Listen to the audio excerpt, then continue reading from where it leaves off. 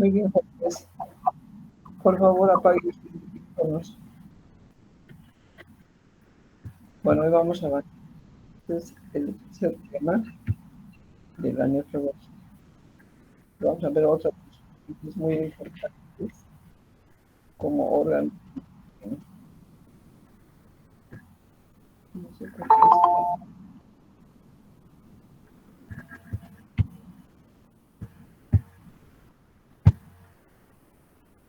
Entonces, indicaré por qué está hablando jóvenes.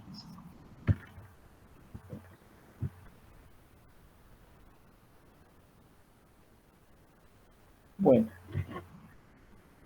entonces, el riñón como órgano es muy importante tomar en cuenta sus funciones como parte activa, productor y como efector.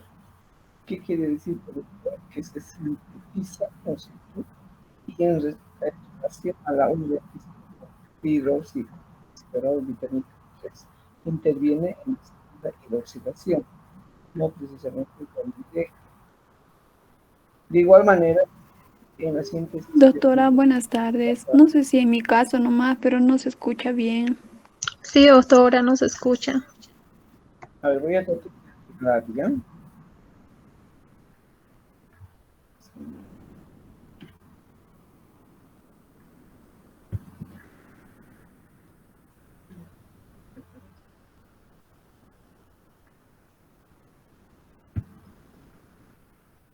Ahora, hola, Ahora sí está bien, doctora. hola. Ahora sí está bien, doctora. Yo no sé qué ha pasado, a ver.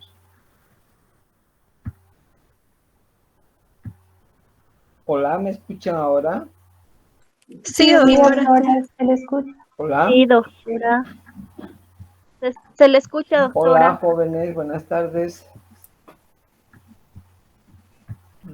Le escuchamos, doctora.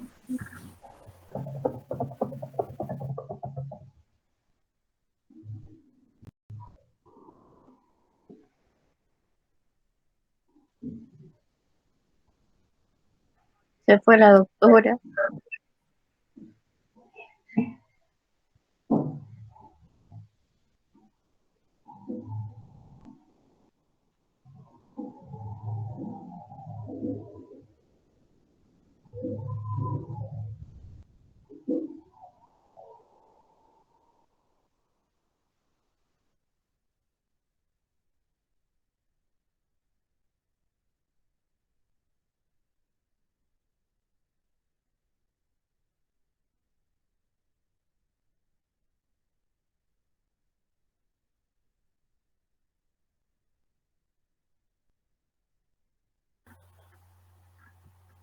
Jóvenes, buenas tardes. Buenas tardes, ¿Me escucha? doctora.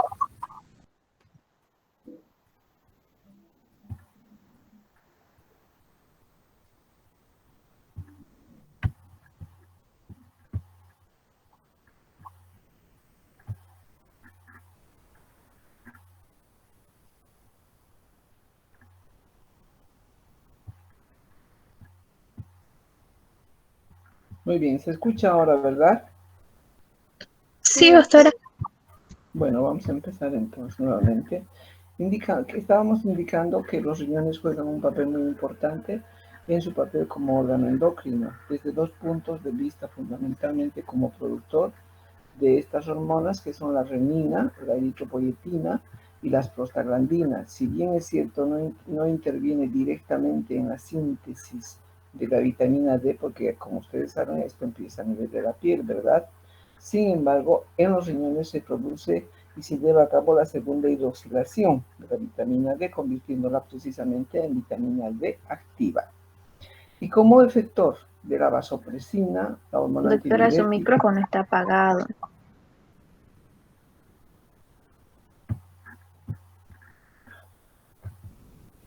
¿Se escucha bien? Sí se escucha allí.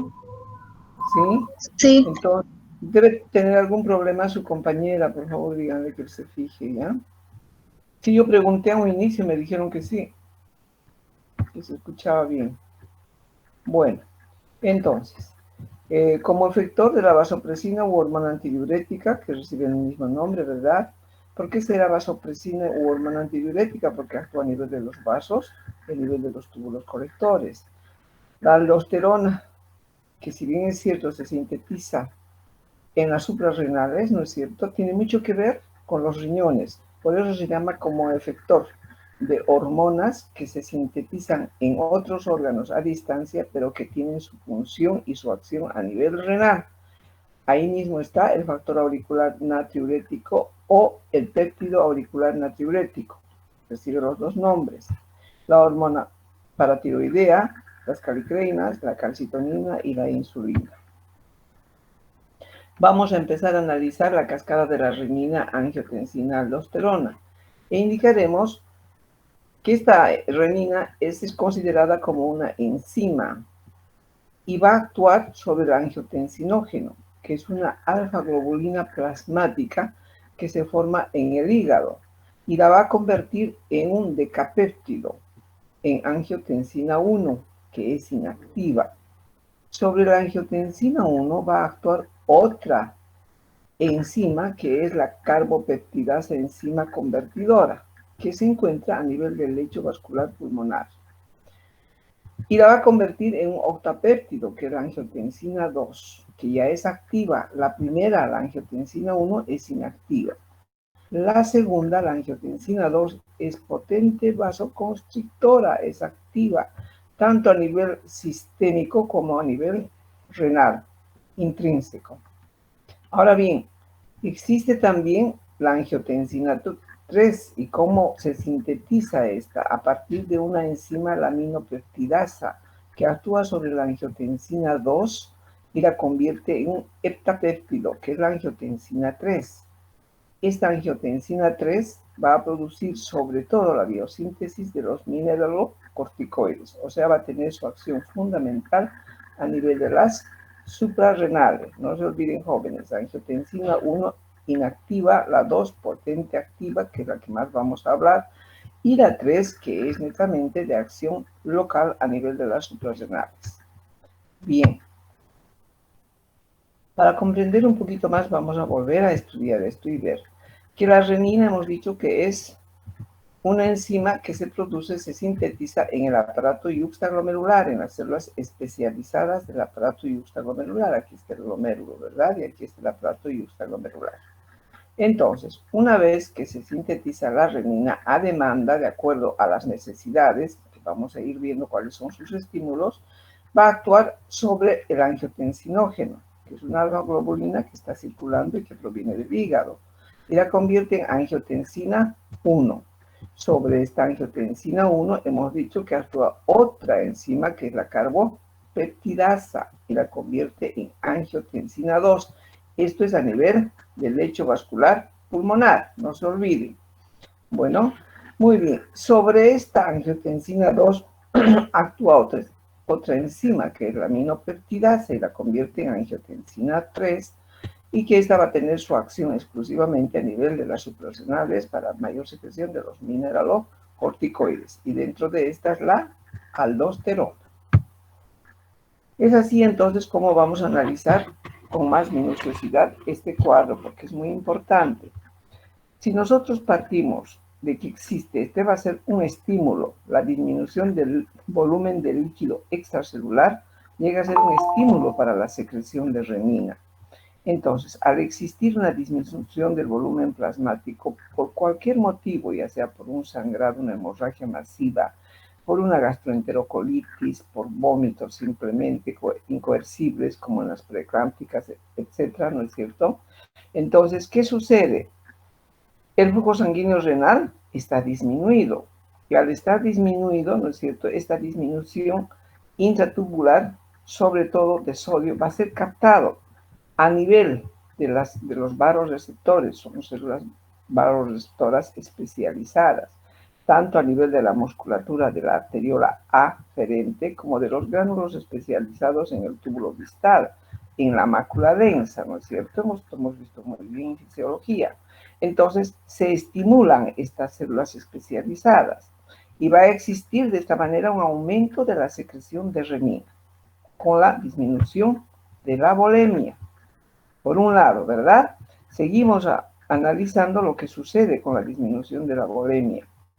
Al existir esta disminución, entonces, la renina plasmática, por la mayor secreción de este estímulo, entonces va a aumentar la renina plasmática. Esta renina plasmática va a aumentar la angiotensina plasmática. Por lo tanto, va a aumentar, ¿qué cosa? La angiotensina 2. Primero la 1 y luego la 2. Esta angiotensina 2 va a estimular, por un lado, a las suprarrenales, para que exista mayor secreción de aldosterona. Este aumento de la aldosterona va a tener su función muy especial a nivel de los túbulos distales, hemos indicado, y a nivel colector, con la mayor reabsorción de ¿qué? De sodio. ¿Por qué? Porque esta angiotensina 2 va a actuar sobre los receptores AT1, que están precisamente en todos los endotelios vasculares, por un lado, y por otro lado, también a nivel de las células de la suprarrenal. Entonces, todos los órganos o sistemas que tienen estos receptores para la angiotensina, los AT1, ATR1, entonces van a actuar a ese nivel la angiotensina y va a tener, por lo tanto, su función. Entonces, va a producir un aumento de la reabsorción tubular de agua. Por lo tanto, va a aumentar el sodio plasmático y el volumen, porque con el sodio aumenta el componente líquido que es el agua. Por lo tanto, aumenta la bulimia. Esto es lo que sucede, ¿no es cierto?, en un mecanismo compensatorio normalmente, cuando existe un desequilibrio por una hemorragia, una gastroenterocolitis, etc. Todo lo que pueda disminuir el volumen plasmático. Entonces, inicialmente el riñón pone ese sistema de compensación a través del aparato yuxtaglomerular, con sus células vasoreceptoras, tanto a nivel de la arteriola aferente como en los gránulos especializados de las células epiteliales del túbulo distal. Unas son células musculares, arteriola aferente, y otras son epiteliales a nivel del túbulo distal. Ahora bien, ¿cuáles son los efectos de la angiotensina 2? Estimula la biosíntesis y liberación de aldosterona. ¿Por qué? Porque va a actuar sobre los receptores AT1R1, ¿no es cierto? Receptores ATR1 en la zona glomerulosa de la corteza suprarrenal. Hemos indicado que es un potente vasoconstrictor. Se considera que es 60 veces más que la noradrenalina. Y ojo que la noradrenalina dentro de las catecolaminas es potente vasoconstrictora. Pero para que vean que la angiotensina es mucho más todavía vasoconstrictora. Y de ser inicialmente una enzima que nos va a dar en los siguientes pasos que hemos analizado, la angiotensina 2, y ser benigna, entre comillas, ¿no es cierto?, como compensación, si el mecanismo se prolonga y se hace crónico, ya se vuelve patológico. Por eso la hipertensión arterial. Entonces, esta noradrenalina, ¿no es cierto?, y la angiotensina 2 van a actuar a nivel de la musculatura lisa vascular de las arteriolas, pero ojo, no solamente de las arteriolas. Aquí yo estoy remarcando arteriolas porque vamos a hablar de los riñones, pero también actúa a nivel de las venas, ¿no es cierto?, a nivel de las vénulas. Eso es muy importante. Ustedes han debido llevar esto en cardiología, tanto la precarga como la poscarga, o sea, están ustedes bastante actualizados en aquello, pero a eso se debe, a los receptores ATR1, ¿no es cierto?, de la angiotensina 2, que están tanto en las arteriolas como en las vénulas. Bien, su tercer efecto de la angiotensina, muy importante, es que retiene agua y sal para mantener precisamente el volumen del líquido extracelular, del intracelular, y de esta manera la presión arterial. ¿Cómo va a realizar esto? Estimulando la sed a nivel del hipotálamo, ¿no es cierto?, sobre todo a nivel de los núcleos supraópticos, permitiendo la liberación de la hormona antidiurética. Va a aumentar los niveles circulantes de la noradrenalina, produciendo una mayor liberación a nivel de la médula adrenal, porque existen estos receptores a este nivel. Bien. Entonces, hemos indicado que existen 3 tipos de angiotensina. La angiotensina 1, que es inactiva, la angiotensina 2, que es potente, que es la más activa, y la angiotensina 3, que es de acción local. Estamos repitiendo que la 2 es producida en el lecho vascular, ¿no es cierto? Y es vasoconstrictora generalizada o sistémica y renal. Varios órganos extraen la hormona de la circulación y sufre destrucción rápida mediante peptidasas. El riñón extrae y degrada aproximadamente el 40 al 70% de la hormona que circula a través de él. La acción intrarrenal de la angiotensina produce la redistribución del flujo sanguíneo. Contrae la arteriola eferente. Ojo, que la angiotensina, jóvenes, va a producir vasoconstricción a nivel de las dos arteriolas, no solamente a nivel de la aferente o de la eferente. Una cosa es que a nivel de la aferente contraiga más. ¿Por qué? Porque a nivel de la arteriola aferente existen mayor cantidad de receptores ATR1. Entonces, por eso contrae más a nivel de la arteriola aferente, pero también contrae levemente a nivel de la arteriola eferente, aumentando la fracción de filtración. Obviamente, si contrae la eferente, hemos dicho que aumenta la presión intraglomerular, ¿no es cierto? Y por lo tanto, aumenta la fracción de filtración. También va a tener su acción en las células mesangiales, produciendo una contracción de estas células mesangiales y de esta manera va a disminuir el área de superficie. Por lo tanto, va a disminuir la filtración glomerular porque altera el KF al contraer las células mesangiales. Como consecuencia de estas dos funciones antagónicas, porque son funciones antagónicas las que hemos analizado, no se va a modificar la filtración glomerular, son mecanismos de compensación. La presión oncótica peritubular va a aumentar la reabsorción de cloruro de sodio y por lo tanto va a disminuir su excreción. Estimula la síntesis y la liberación de prostaglandinas y calicreínas que antagonizan su acción vasoconstrictora. Existirán proreninas o reninas inactivas, denominadas también bicrenina. Sí, porque activan por acidificación enzimática con reducción de su peso molecular de 45 a 35.000. Su liberación se estimula simultáneamente por la renina activa. Ahora bien, las reninas extrarrenales o isorreninas, unas son las inactivas y otras son las extrarrenales o isorreninas, que van a actuar sobre el angiotensinógeno, transformando la angiotensina 1.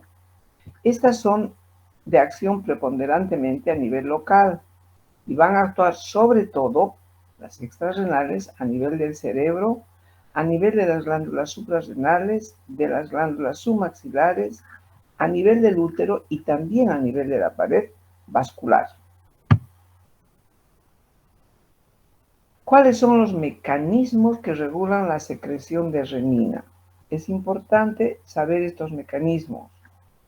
Tenemos fundamentalmente tres mecanismos. La disminución del volumen sanguíneo, que ya hemos indicado, ¿no es cierto?, haciendo una referencia a la compensación fisiológica.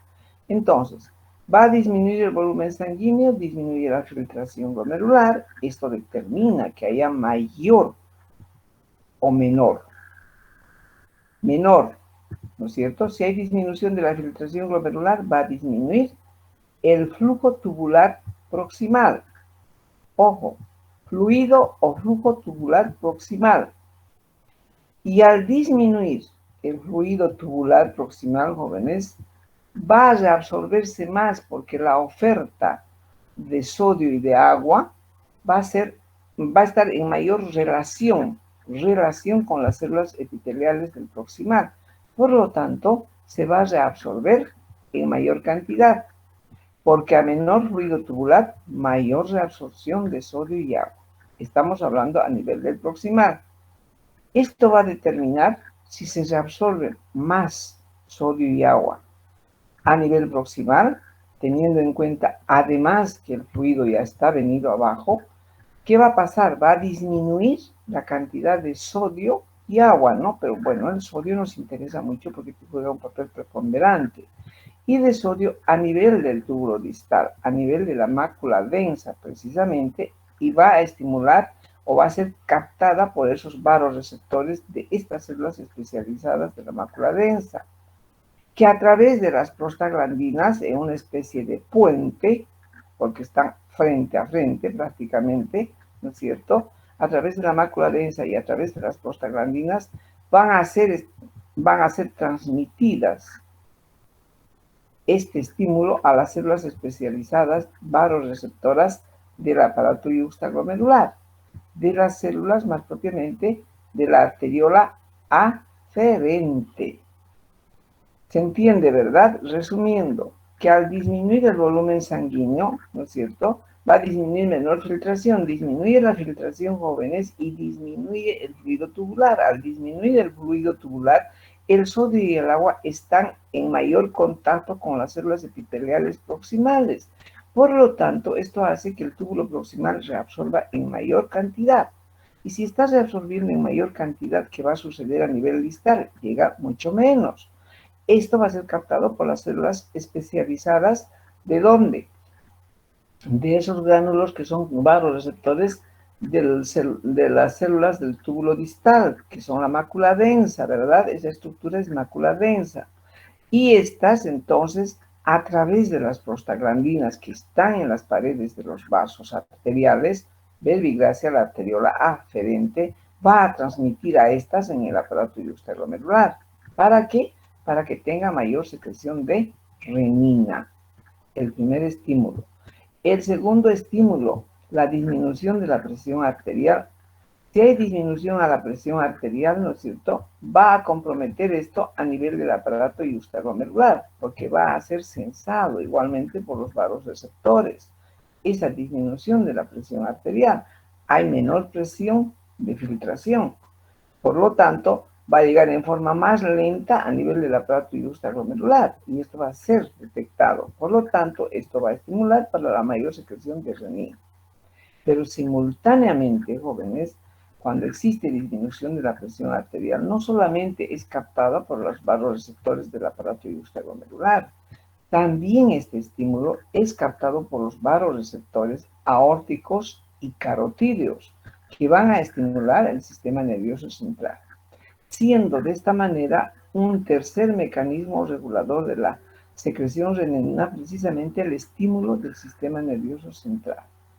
Se estimula entonces el sistema nervioso central y a través de las fibras aferentes del glosofaringio y del vago va a estimular la secreción de las catecolaminas, especialmente de la noradrenalina.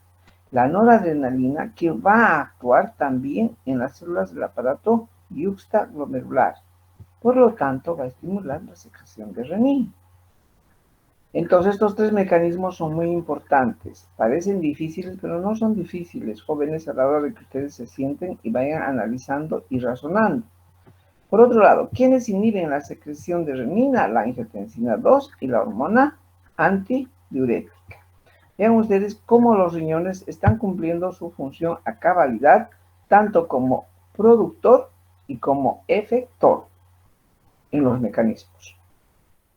Nuevamente, efectos de la angiotensina 2, un poco más detallado.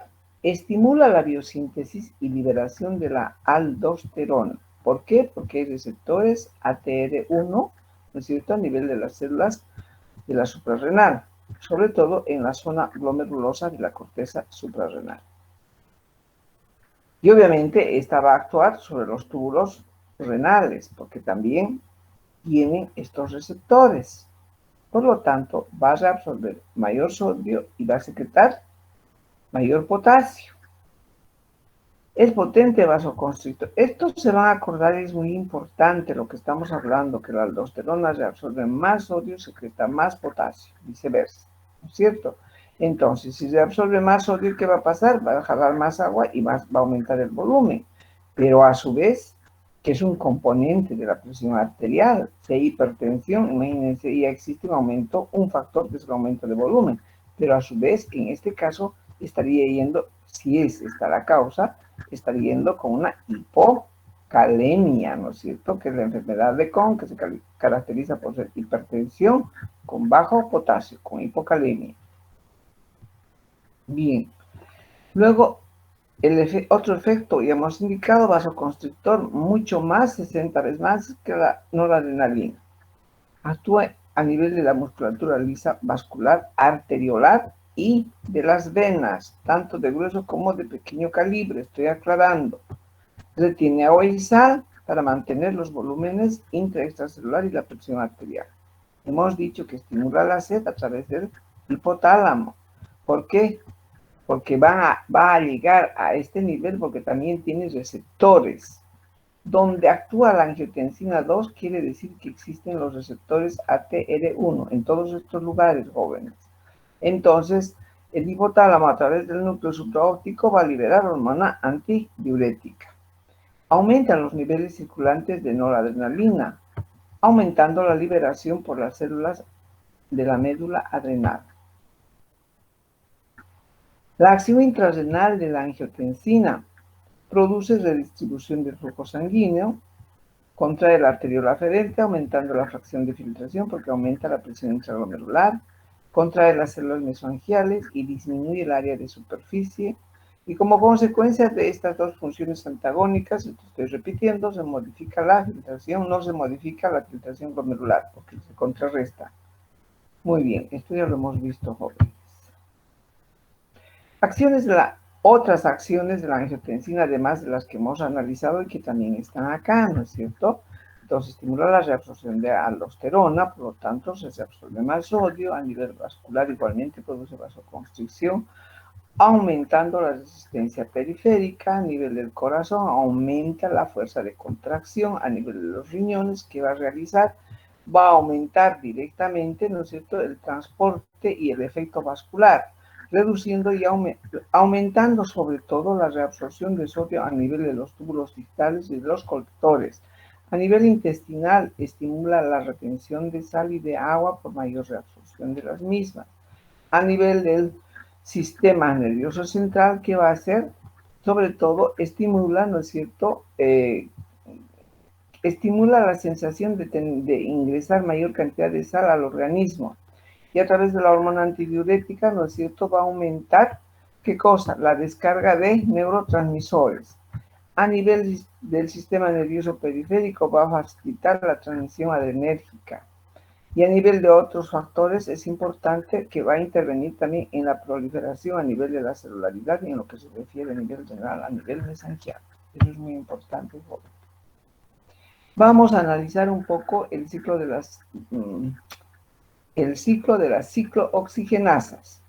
Entonces, las prostaglandinas, como ustedes bien saben, son potentes vasodilatadoras y se producen tras la oxidación secuencial del ácido araquidónico, del ácido dihomogama linoleico y del ácido eicosapentanoico. Nombres medio raritos, pero bueno, son importantes de conocerlos.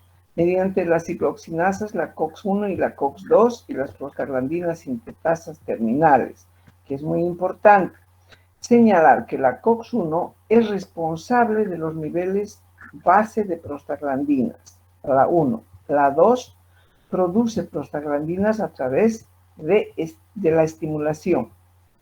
Sin embargo, mientras la COX-1 y la COX-2 se encuentran en los vasos sanguíneos, en el estómago y en los riñones, los niveles de prostaglandinas aumentan mediante la COX-2 en los escenarios de inflamación.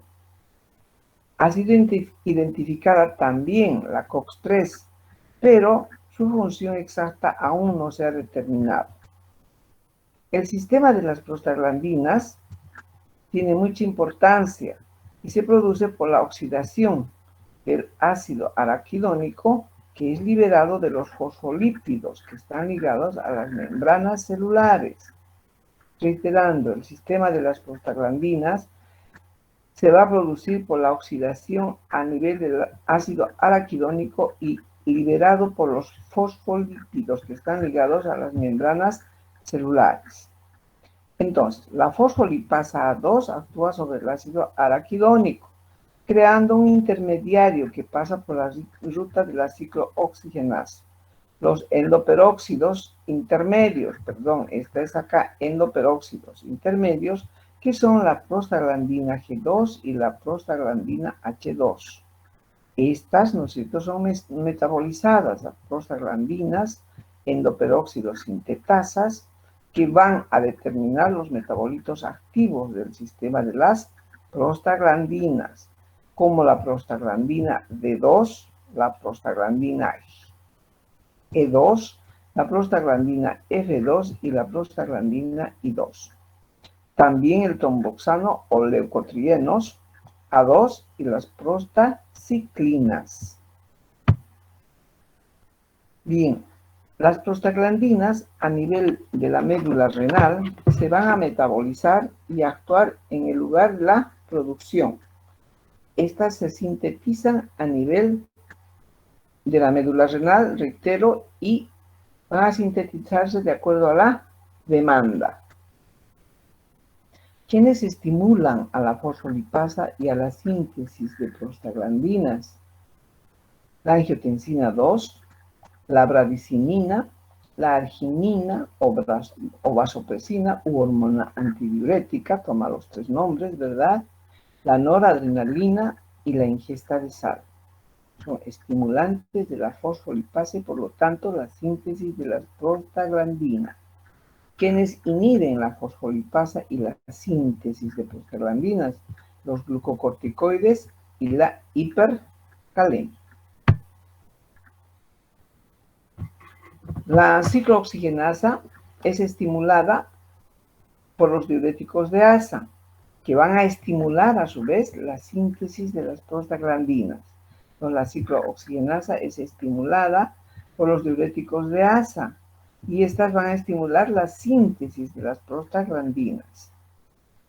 Por otro lado, la ciclooxigenasa es inhibida por los AINES, como por ejemplo la indometacina o el ácido acetil salicílico, que van a bloquear la acción de la angiotensina 2 e inhiben la síntesis de la prostaglandina. ¿Cuáles son los efectos renales de las prostaglandinas? La vasodilatación intrarrenal, que va a determinar un aumento del flujo sanguíneo intrarrenal, y la capacidad de excretar agua y sal en situaciones de estrés. Aquí se refiere a la capacidad de aumentar la excreción de agua y sal en situaciones de estrés, que son donde hay hipotensión, ¿no es cierto? Van a disculpar, pero yo no sé qué pasó acá con las flechas. Se han movido a su... Bueno.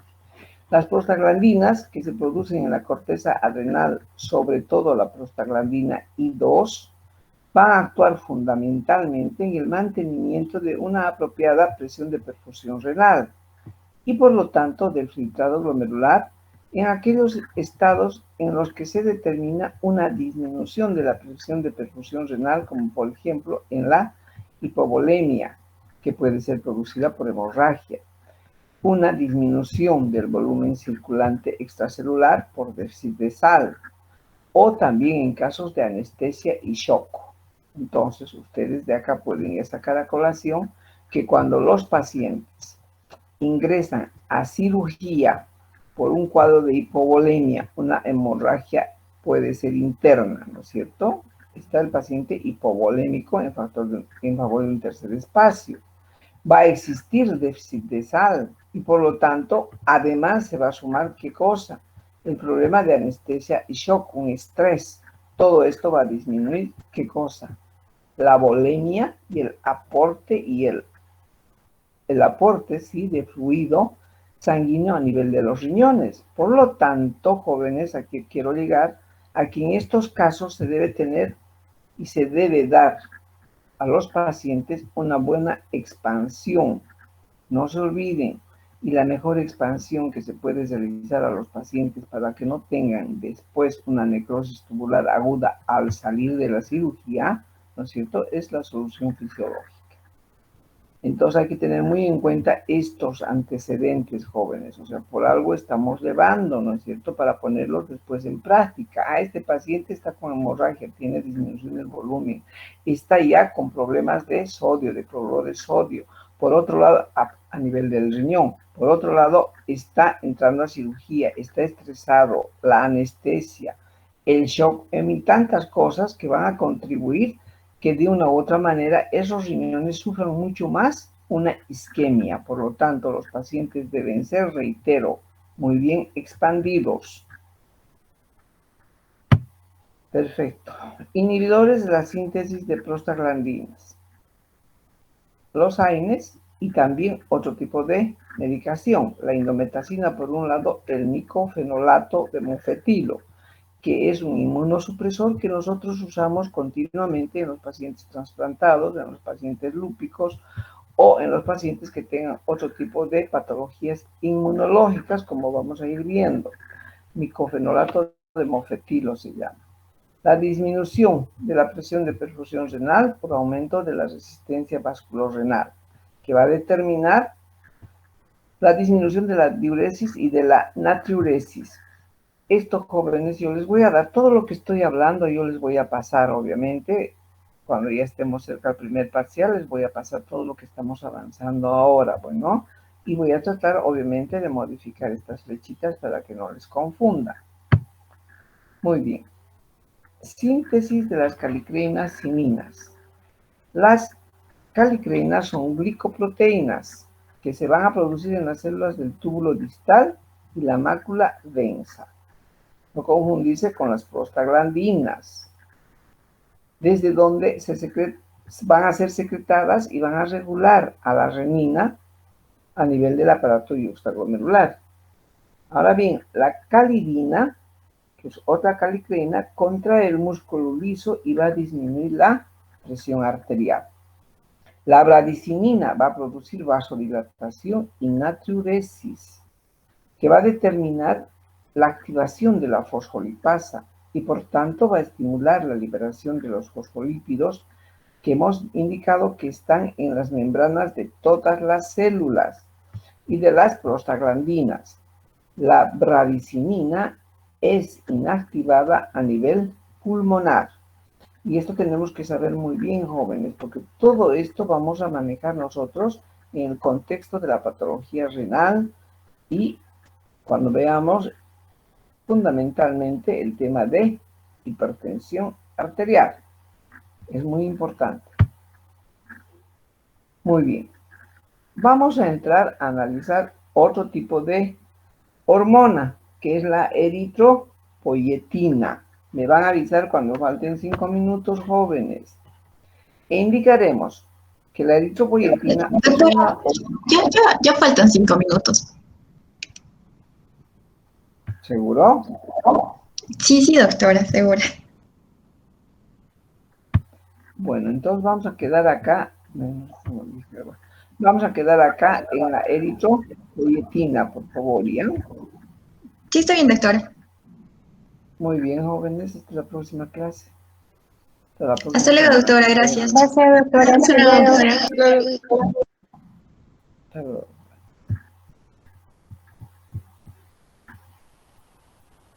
¿Dónde?